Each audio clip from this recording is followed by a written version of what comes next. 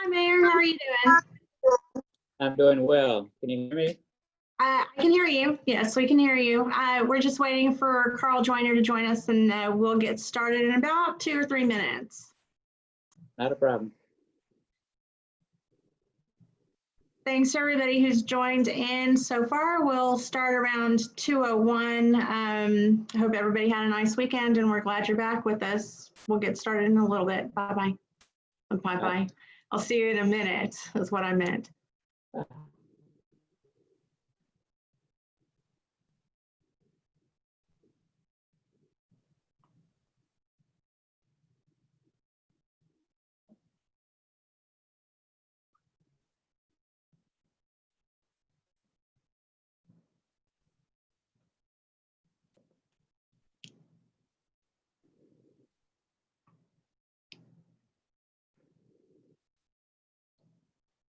Mayor, we'll officially get started in a couple of minutes, but just checking in to see how you're doing. I'm doing well. We had a mild scare. We were contacted by a youngest son who thought maybe he had been exposed, but he and his wife got tested and they both came back negative, so we're good. Oh, But, thank goodness.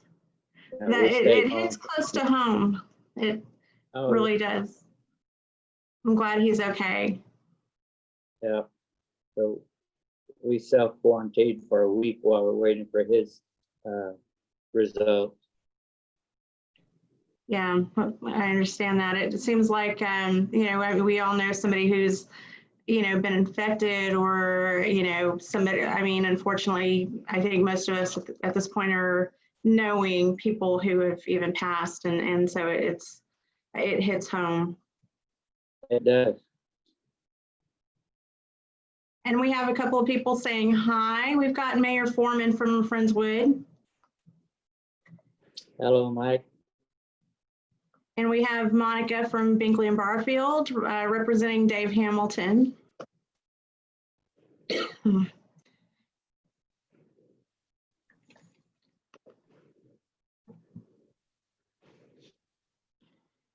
And we're still waiting. Carl should be on in just a moment. So we'll give it another minute and we'll go ahead and get started. Okay.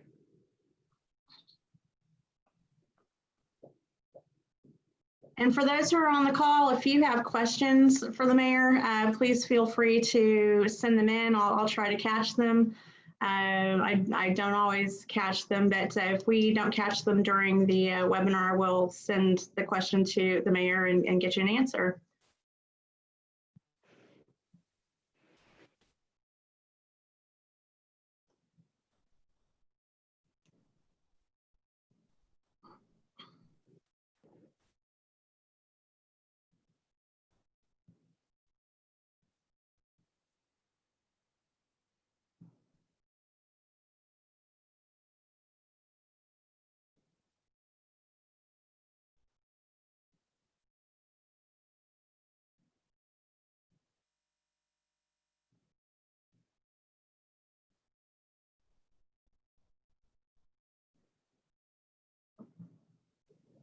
Okay, and we, Carl is still trying to get on, but we'll go ahead and get started. Again, thanks to everybody who's back this week. We are happy to see you and hope you're enjoying these sessions that we're having. I'm Teresa Rodriguez, I'm the president of BayTran, and today our special guest is Mayor Lewis Rigby from the city of LaPorte. And Mayor, for 30 years now, BayTran has been advocating for mobility and transportation improvements and infrastructure improvements and funding for our Tri-County area. We work with Harris County, Galveston County, and Brazoria County. And what we've been doing since we have had these stay-at-home orders is we're reaching out to the 30 communities that are in our region and finding out how they're faring during the pandemic, economically, and also how it affects their projects moving forward. So we've been featuring our mayors from around the communities. We've also talked to our county officials, and we plan to continue doing that until things are back to normal and we're seeing people at our monthly BayTran meetings in person. But for now, we think that this is a good way to be reaching out. It looks like Carl may be having a little bit of trouble getting on. So I'm going to go ahead and turn it over to you, Mayor, to give us an overview of how the city is doing through the pandemic. Thank you, Teresa. And I want to thank you and BayTran for allowing me to tell our story. Like many others, we're suffering through this. Currently, as of this morning, the city of LaPorte has had 158 positive tests, 58 of which are active. And unfortunately, we've had 6 of our citizens that have passed because of COVID.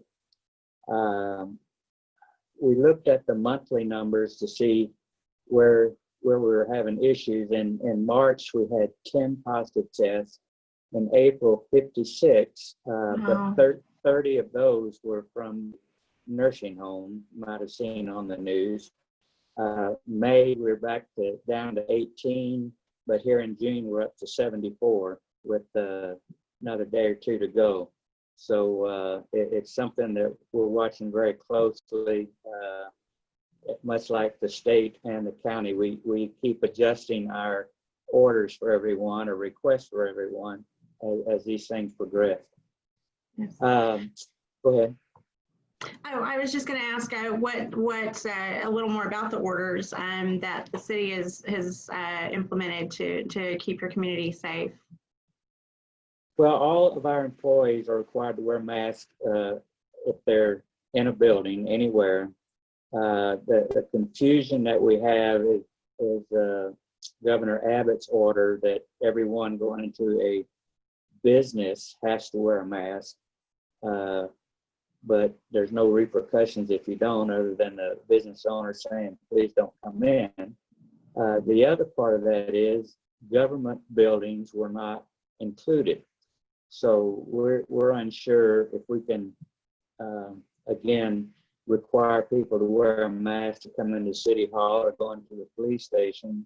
But even if we were able to do that, what repercussions do we have if they decide not to?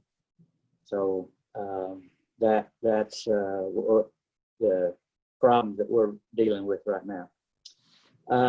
On a financial impact from COVID, it's not hurting us at all. Our sales tax revenue is pretty revenue neutral from what we've seen in the past. Fortunately for us, our sales tax only represents about 10% of our general fund. So we've got some play there. Our property taxes already are 7% above our projections.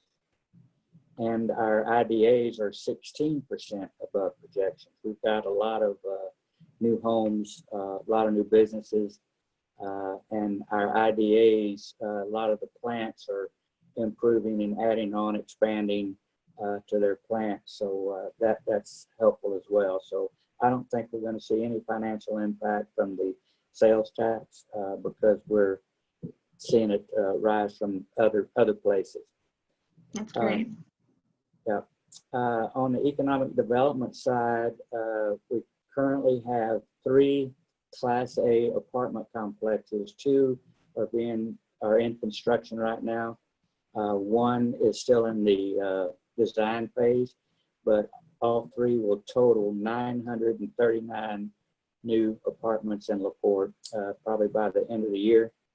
We have 6 single-family projects on tap that's going to add another 876 homes to the city of LaPorte. So we're very slowly getting built out, with our entire east side being Galveston Bay. So not much property going to be left. But I think with these additions, I think we're going to be at 85% of our total space that can be developed. In 2020, we have a total of 14 capital projects that we're working on. These total $8.7 million, 3 of which are drainage projects.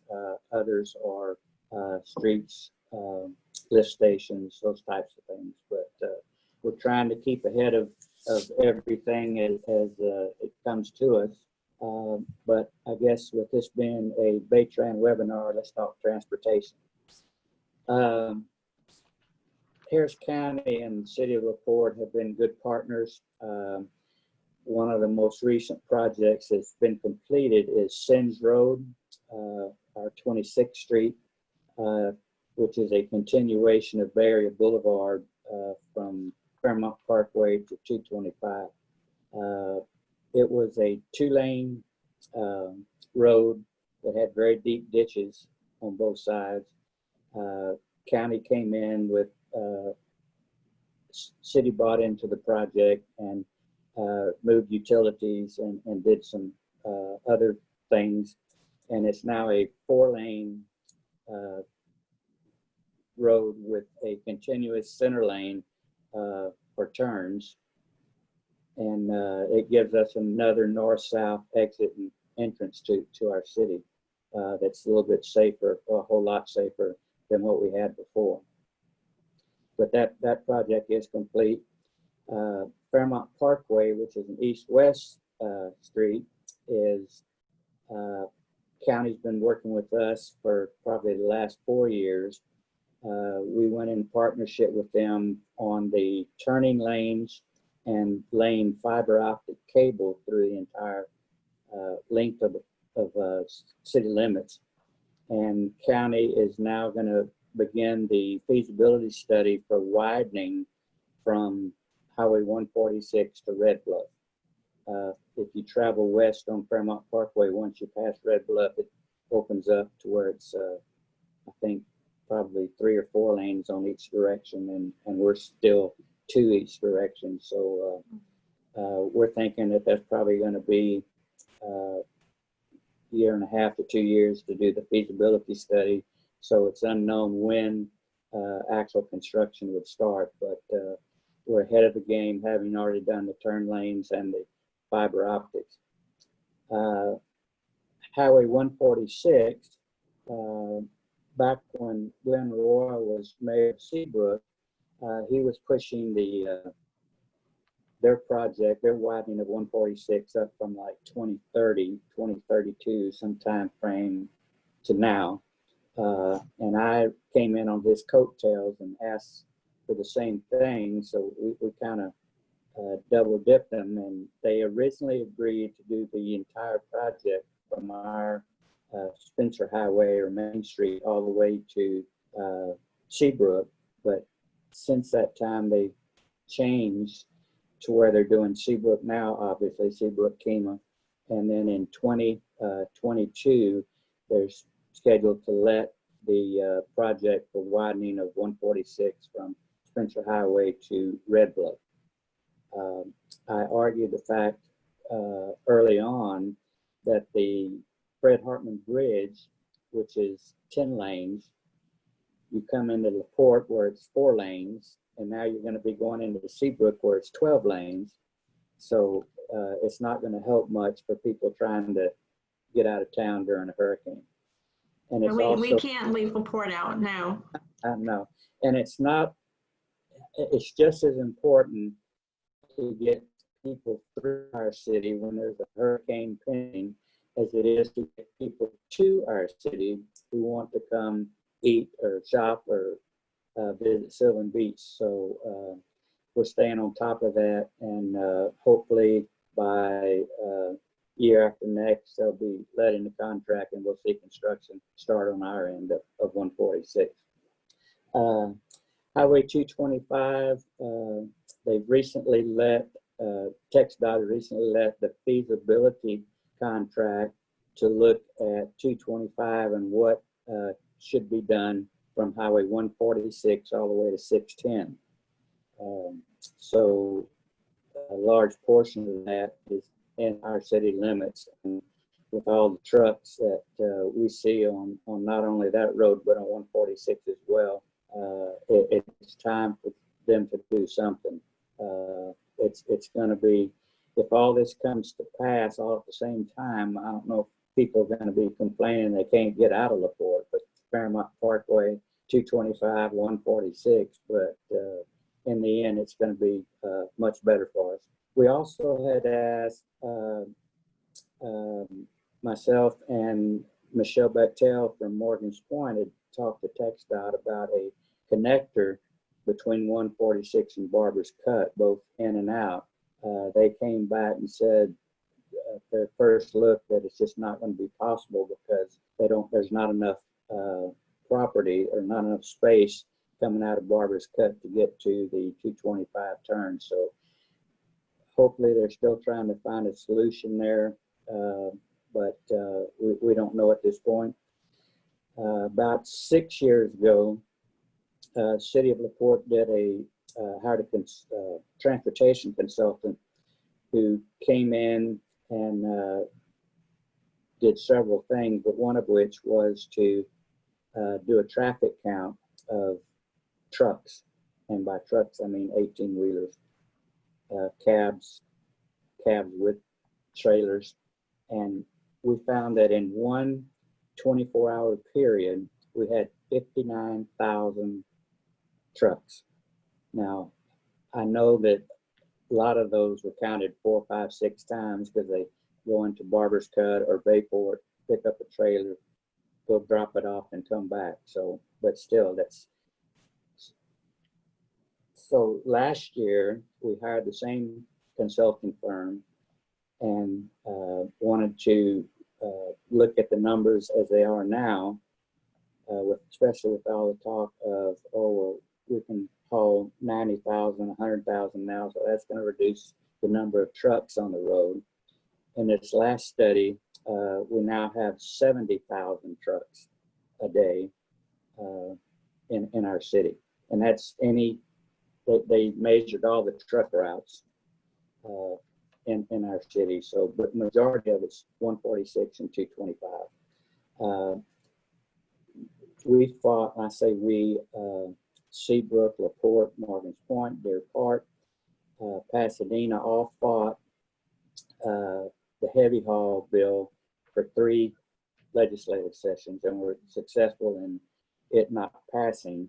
The last legislative session, unfortunately, it did pass, and they were saying that the amount of money that each city will receive for the permits that the companies have to pay for will go a long way in hiring new police officers or whatever.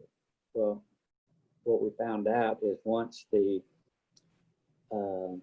state takes their part, once the county takes their part, the rest is divided by the number of cities that truck passes through to get from point A to point B. So on a quick study, we were looking at maybe getting $115 per permit, which means we'd have to have a whole lot of permits to get to even hire one police officer, much less several. One of the things that I asked for and which was approved by council in our most recent budget retreat was the addition of 3 DOT officers in addition to the 5 that we already have. These will be trained to do inspections, to watch for what to watch for in our truck traffic. But even with that, I don't know that's going to be enough. You know, while you've got one pulled over, another 20 are going to drive by you. So it's alarming. It's alarming for our citizens. The safety of our citizens is what we're most concerned about with these, especially with these heavier trucks. So we don't know at this point what's going to happen. What's really irritating is it took them 4 tries, but the senator that authored the bill for the Texas State Senate and the representative, a state representative that authored the bill for that house, neither one is affected by the heavy haul bill.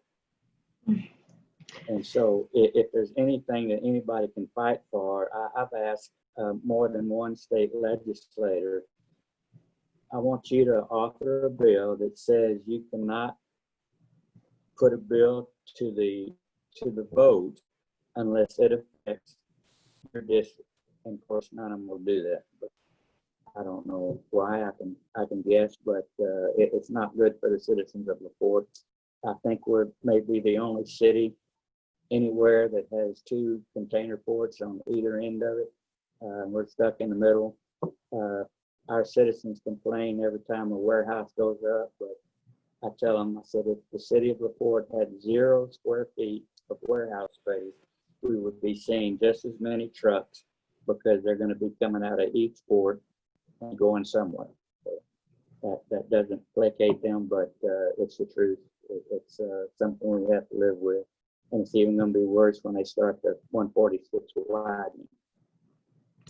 It is a catch-22. We want the industry, we want the business, but you know, LaPorte's roads are certainly paying the price for it.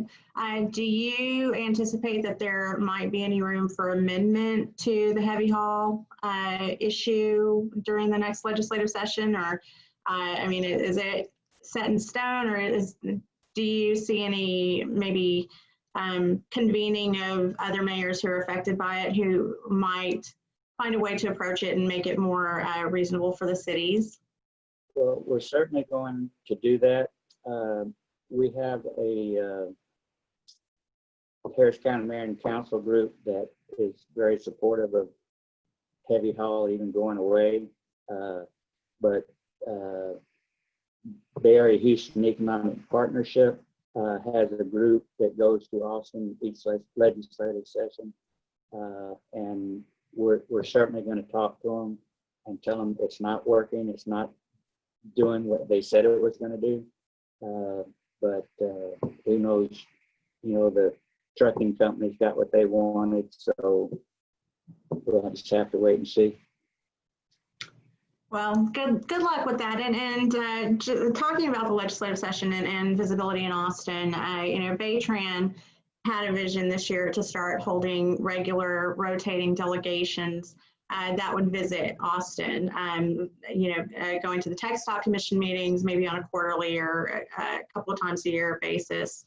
And also getting our group of mayors on our mayoral advisory council to join us for some of those, and then also to join us in Austin. And certainly the issue that you talk about, heavy haul, is something that we need to be looking at as we're preparing our legislative agenda for next year. And so we want to support our cities however we can with that.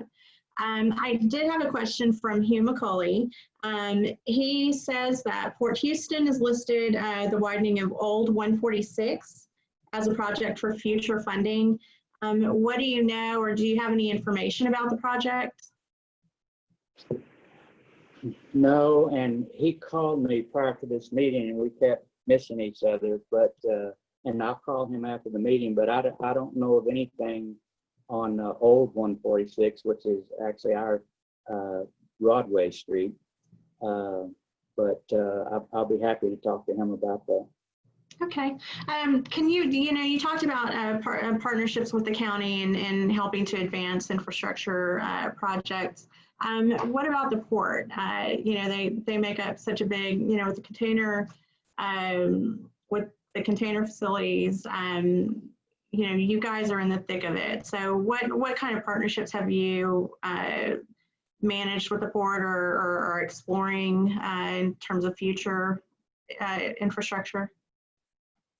You know, our biggest problem early on was Barber's Cut Boulevard because it had been neglected for so long.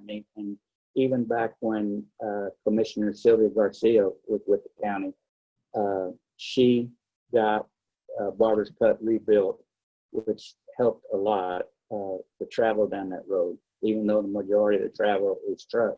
Unfortunately for LaPorte, Barber's Cut Terminal sits in the city of Morgan's Point. Bayport Terminal sits in the city of Pasadena. So, but the port has been helpful in other sponsorships of local events.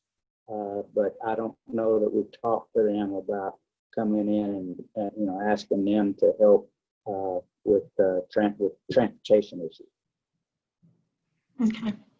Well, partnerships have been a recurring theme of, our discussions with the mayors and with the county officials as we've worked around. So thank you for bringing up the ones earlier that you talked about. We are just about to close.